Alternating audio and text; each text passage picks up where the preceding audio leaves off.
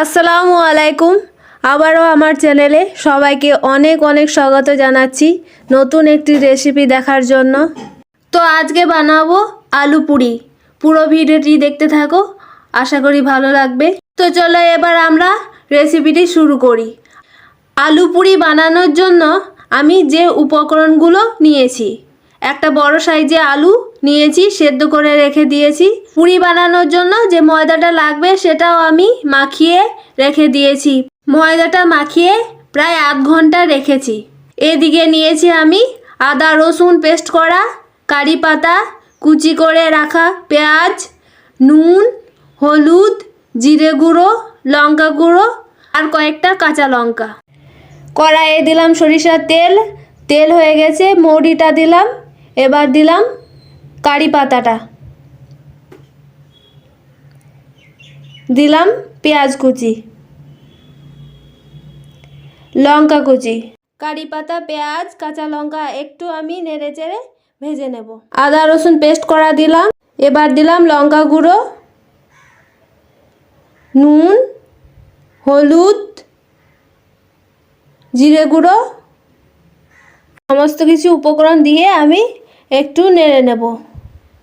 সামান্য পরিমাণে একটু জল দেব, দিয়ে আমি আবারও ভালো করে মশলাটা নেড়ে একটু কষিয়ে নেব।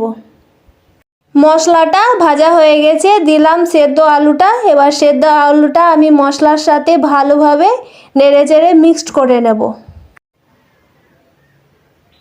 আলু পুরি বানানোর জন্য আলুটা তৈরি হয়ে গেছে।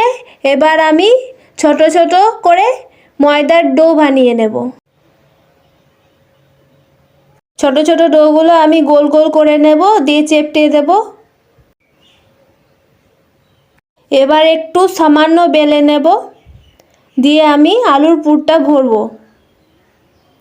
এভাবে পরিমাণ মতো আমি আলুর পুরটা ভরে নেব। আলুর পুর দেওয়ার পর আমি চারিদিকটা এভাবে মুড়ে নেব গোল করে। আবারও একটা ডোয়ের মতো সাইজ করে নেব। এই একইভাবে সমস্ত ডোগুলোকে সামান্য একটু বেলে নিয়ে তার মধ্যে আলুর পুর ভরে দিয়ে চারিদিকটা আমি মুখ বন্ধ করে নেব। আমার ডো বানানো হয়ে গেছে। এবার আমি এগুলো সামান্য করে একটু বেলবো, বেশি বেললে চলবে না, না হলে আলুগুলো আবার বেরিয়ে চলে আসবে। বেশি চাপ দিলে হবে না বেলুনিটা, সামান্য একটু হালকা চাপ দিয়ে আমি বেলে নেব। এই একইভাবে পুর ভরা সমস্ত ডোগুলোকে বেলে নেব। সমস্ত পুরিগুলো আমার বেলা হয়ে গেছে। এবার একটা একটা করে ছেঁকে নেব। একটা পিঠ আমি উল্টে দিলাম, দেখো কত সুন্দর ফুলছে। আবারও একটা পিঠ উল্টে দেব, একটু ভাজা ভাজা করব।